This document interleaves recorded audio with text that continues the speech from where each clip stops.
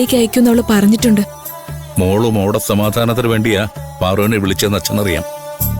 പക്ഷേ ജോലി ചെയ്ത് ക്ഷീണിച്ചു വന്ന് കിടക്കുന്ന അവക്ക് അതൊരു സമാധാനക്കേടായിട്ടുണ്ടാവില്ലേ? എന്റെ 2 മക്കളും ഈ അച്ഛനെ ഓർത്ത് ഉരുകുന്നുണ്ട്. പക്ഷേ മക്കൾക്ക് വേണ്ടി അച്ഛനൊന്നും ചെയ്യാൻ കഴിയുന്നില്ലല്ലോ. ചെയ്യാൻ കഴിയുന്നില്ല എന്ന് മാത്രമല്ല, വലിയ ഭാരം ഞാൻ തലയിലെടുത്ത് വെച്ച് കൊടുത്തിട്ടുമുണ്ട്. അതാണ് എന്റെ ഏറ്റവും വലിയ സങ്കടം.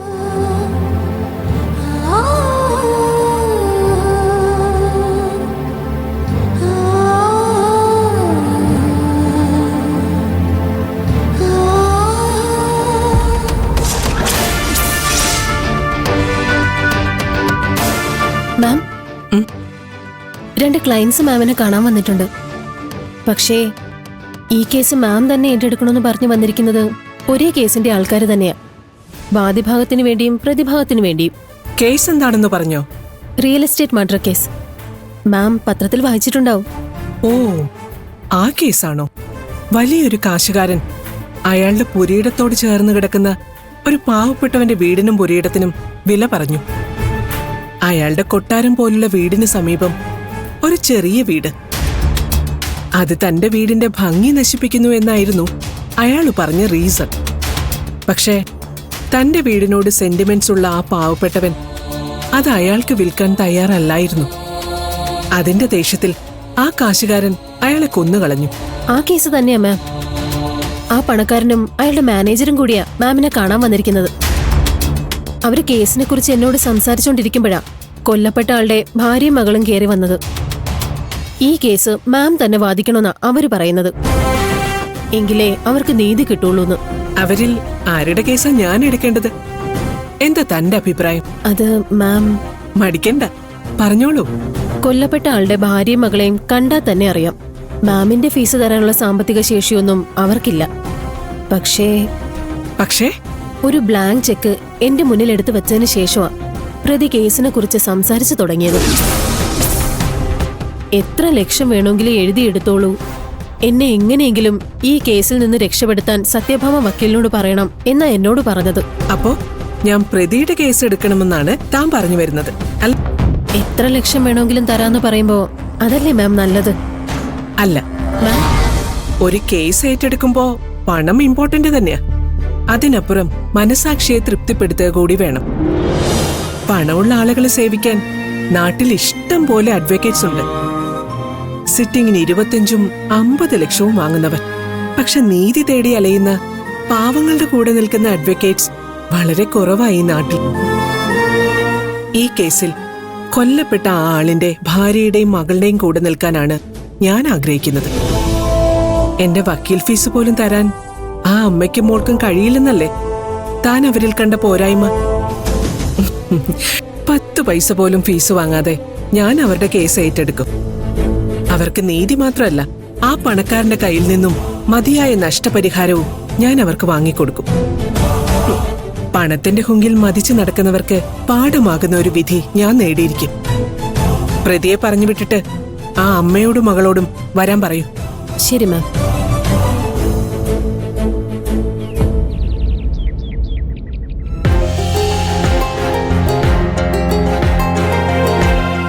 ഉണർന്നിരിക്കുമ്പോൾ സ്വപ്നം കാണുന്നവരാണ് ജീവിതത്തിൽ വിജയിച്ചിട്ടുള്ളതെന്ന് പറഞ്ഞു കേട്ടിട്ടില്ലേ? അത് 100% ശരിയാ. 25 വർഷം മുമ്പ് ഉണർന്നിരിക്കുമ്പോൾ കണ്ട സ്വപ്നത്തിന്റെ പിറകെ സഞ്ചരിച്ചതുകൊണ്ടാണ് ഞാൻ ഇന്നിവിടെ ഇരിക്കുന്നത്.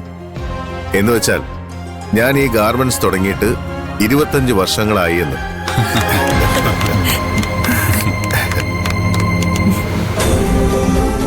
പടർന്ന് പന്തലിച്ച് കിടക്കുന്ന ഒരു വൃക്ഷം കണ്ടാൽ നമ്മൾ അതിന്റെ തണലിൽ വിശ്രമിക്കും, അതിന്റെ ഫലം കഴിക്കും. പക്ഷേ ആ വൃക്ഷത്തിന്റെ ഭൂതകാലം അന്വേഷിച്ച് നമ്മൾ ആരും പോകാറില്ല. പോയാൽ വിത്ത് നട്ട് സമയാസമയം വെള്ളമൊഴിച്ച് പരിപാലിച്ച് നാളെ ആ വിത്ത് വൻമരമാകുമെന്ന് സ്വപ്നം കാണുന്ന ഒരാളെ കാണാൻ കഴിയും. ഈ സ്ഥാപനത്തിന്റെ കാര്യത്തിൽ അത് ഞാനാ. ഇത് വളരാൻ ഞാൻ ഒഴിച്ചത് വെള്ളമല്ല, എന്റെ വിയർപ്പാണെന്ന വ്യത്യാസം മാത്രമേ ഉള്ളൂ. സ്ഥാപനം ഈ തലത്തിൽ വളർന്നത് എന്റെ മാത്രം എടുക്കാണെന്ന് ഞാൻ ഒരിക്കലും അവകാശപ്പെടുന്നില്ല. തുടക്കകാലം മുതൽ എന്റെ കൂടെയുള്ള കരുണാകരൻ, വിജയത്തിലേക്കുള്ള യാത്രയിൽ പലപ്പോഴായി എന്റെ കൂടെ ചേർന്ന ജീവനക്കാർ, ഒടുവിൽ മുക്ത, അരവിന്ദ്, കൈലാസ്, എല്ലാവരുടെയും കഠിനാധ്വാനത്തിന്റെ റിസൾട്ടാണ് ഇന്ന് ഈ കാണുന്നത്. നമ്മൾ ഈ സ്ഥാപനത്തിന്റെ സിൽവർ ജൂബിലി ആഘോഷിക്കാൻ പോവുക. Admin team, production team, supervisors, tailors, trimmers, packers, labourers എല്ലാവരോടും എനിക്ക് നന്ദി പറയേണ്ടതുണ്ട്. അവരെ ആദരിക്കേണ്ടതുണ്ട്.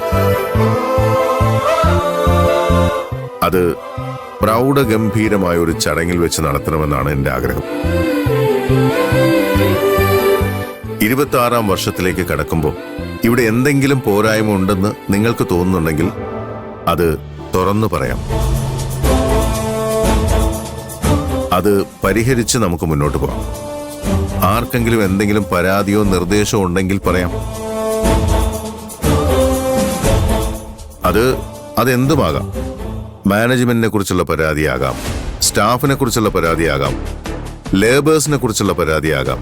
എന്തിന്, വെറും ഒരു സ്വീപ്പറിനെ കുറിച്ച് പോലും നിങ്ങൾക്ക് പരാതി പറയാം. അവര് പിന്നെ ഈ സ്ഥാപനത്തിൽ ഉണ്ടാവില്ല.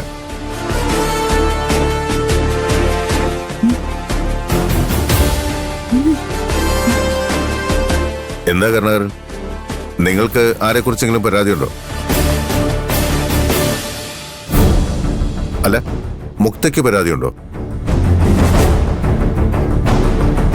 ഉണ്ടെങ്കിൽ തുറന്നു പറഞ്ഞോളൂ.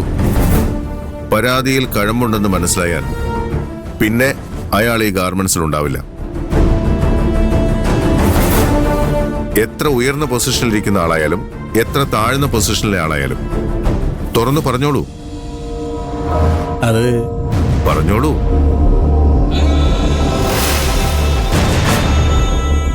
നിങ്ങൾക്ക് ആരെക്കുറിച്ചോ പരാതി ഉണ്ടെന്ന് എനിക്ക് മനസ്സിലായി. അത് തുറന്നു പറയാൻ മടിക്കുന്ന എന്തുകൊണ്ടാണെന്ന് എനിക്കറിയില്ല. പരാതി ഉണ്ടെങ്കിൽ പറഞ്ഞോളൂ കരുണാകര. പരാതി ഉണ്ട് സാർ. അത് ഇവിടുത്തെ ഒരു തൂപ്പുകാരിയെ കുറിച്ചാണ്. തൂപ്പുകാരിയെ കുറിച്ച് ഞാൻ എങ്ങനെയാ സാറിനോട് പരാതി പറയാം? അതാ ഞാൻ മടിച്ചത്. മടിക്കണ്ട, പറഞ്ഞോളൂ.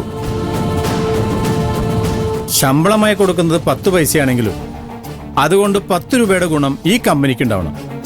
അതാ എന്റെ പോളിസി. ആ തൂപ്പുകാരിക്ക് ശമ്പളം കൊടുക്കുന്നത് കാശ് വെറുതെ കടലിൽ കളയുന്നത് പോലെയാണ്.